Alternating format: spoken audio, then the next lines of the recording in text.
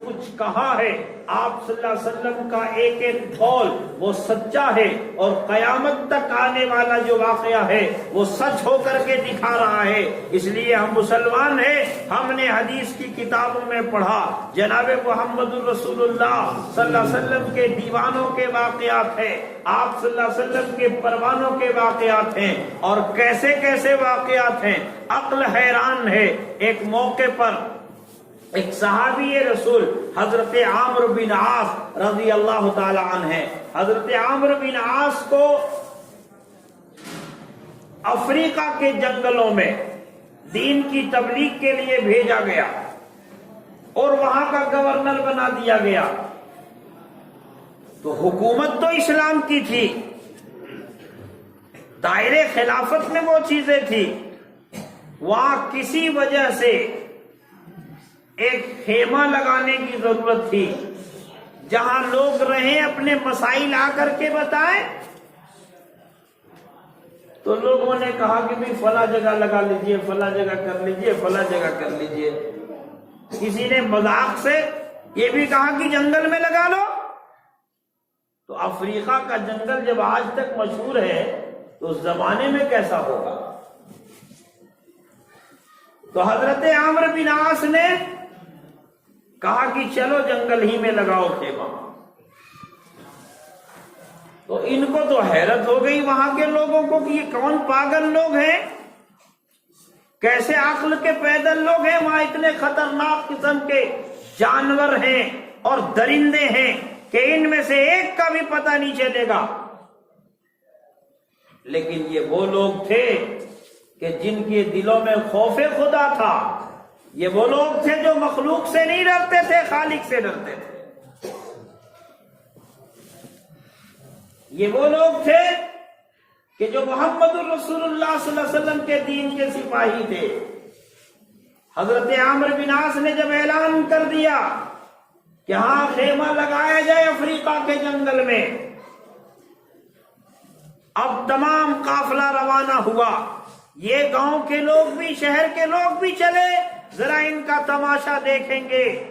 لیکن کیا کہیے گا کہ یہ وہ لوگ ہیں کہ دریا کو خطاب کر کے کہہ رہے تھے، اے موج دجلہ تو بھی پہچانتی ہے مجھ کو، اے موج دجلہ تو بھی پہچانتی ہے مجھ کو، اب تک ہے تیرا دریا افسانہ تھا ہمارا۔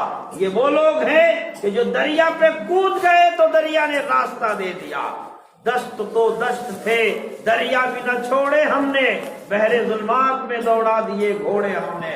حضرت عامر کا اعلان ہوا، اور دیکھیے یہ عجیب طرح کا اعلان تھا کہ افریقہ کے جنگل کے کنارے پر، سرحد پر کھڑے ہو کر کے اسلام کا سپاہی محمد الرسول اللہ صلی اللہ علیہ وسلم کا شیدائی اعلان کرتا ہے، اے جنگل کے درندوں، اے جنگل میں بسنے والے جانوروں، اے جنگل میں بسنے والے سانپ بچھووں، سنو، آج محمد الرسول اللہ صلی اللہ علیہ وسلم کے غلاموں کو، آپ کے سپاہیوں کو اس جنگل کی ضرورت ہے۔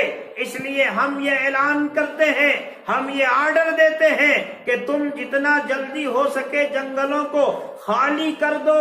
ہم محمد الرسول اللہ صلی اللہ علیہ وسلم کے غلام آج جنگل میں گزاریں گے۔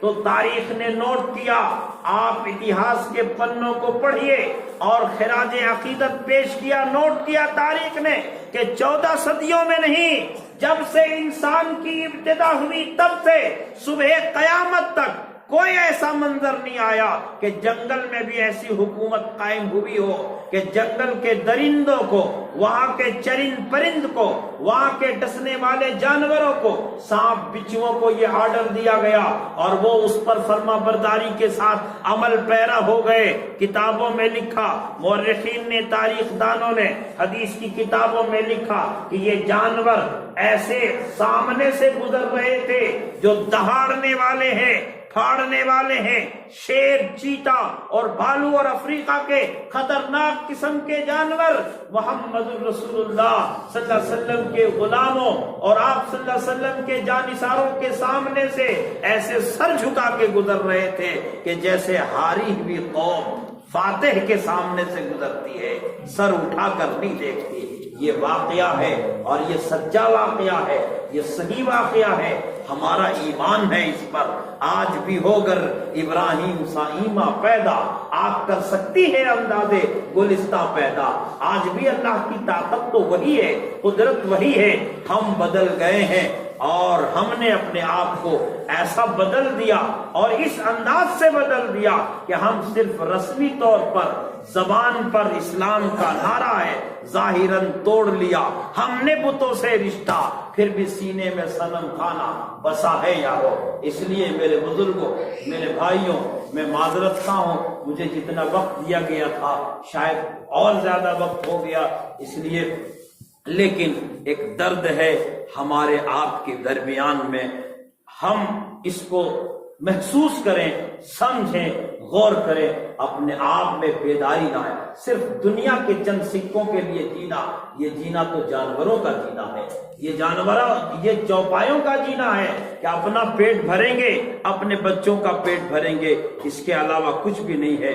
ہم مسلمان ہیں اور مسلمان کی بڑی ذمہ داری، ہم اللہ کے بندے ہیں، اللہ تبارک و تعالیٰ نے ہمیں دنیا میں نمائندہ بنا کر کے بھیجا ہے۔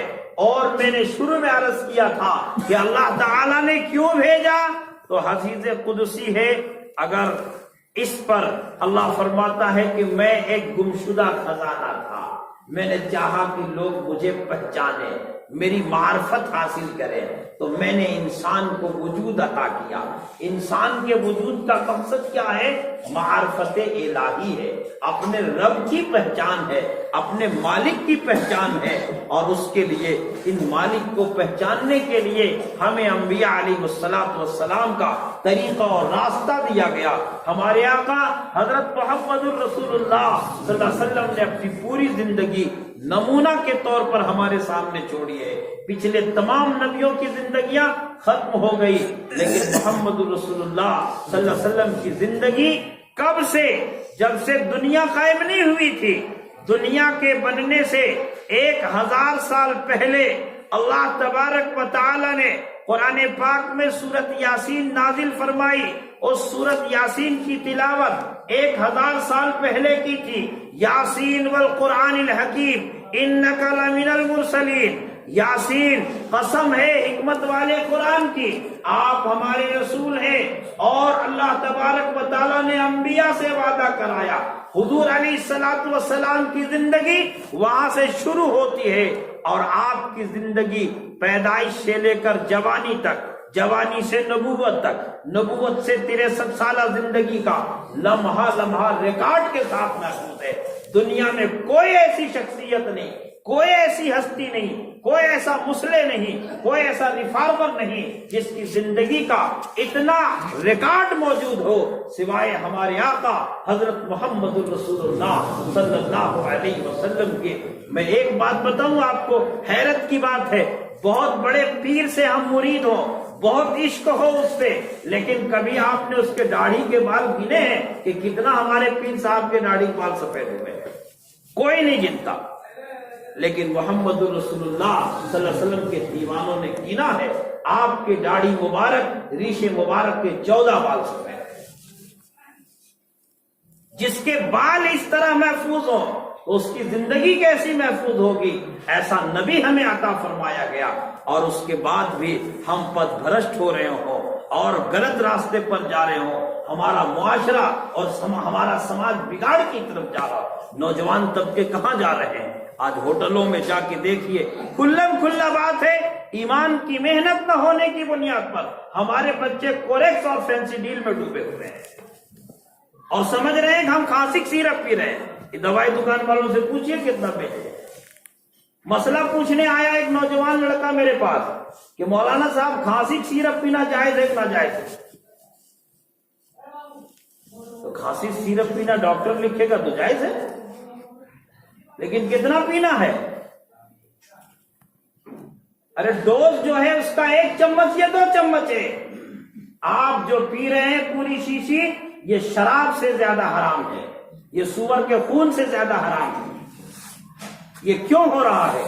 یہی ایمان کی محنت اور ایمان کا مذاکرہ اور اپنے بچوں کی صحیح تربیت نہ ہونے کی بنیاد پر ایسا ہوا ہے۔ اس لیے مسلمانوں بیدار ہو جائیے. آپ چاہتے ہیں ہماری آخرت سنور جائے، ہماری دنیا سنور جائے، ہم آنے والی نسلوں کو دین دے کر کے جائے، تو قربانی کے لیے تیار ہو جائے. سب چاہتے ہیں، سب کی چاہت ہے نا بھائی ہم دیندار رہیں، دنیا میں ہم کامیاب ہو جائیں، آخرت میں کامیاب ہو جائیں، اللہ تعالی ہم سے راضی ہو جائے. تو رضا کا کام کرنا ہے، قربانی دینی ہے، آواز لگے گی، ہم سب نکلے، ایمان کی محنت، عمل کی محنت کریں گے، اپنے بچوں کو دینی تربیت، دینی تعلیم دیں گے، معاشرے سے یہ گندگیاں ختم ہوگی. اللہ تعالیٰ سے دعا ہے پروردگار عالم ہم کو، آپ کو اور ہمارے علاقے کے تمام مسلمانوں کو دین کی خدمت کے لیے اللہ پاک قبول فرمائے. دیر کے لیے، دور کے لیے اور اپنے دین کے راستے میں چل کر کے نکلنے کے لیے اور ٹھہر کر کے کام کرنے کے لیے اللہ تعالیٰ سب کو قبول فرمائے. وآخر دعوانا الحمدللہ.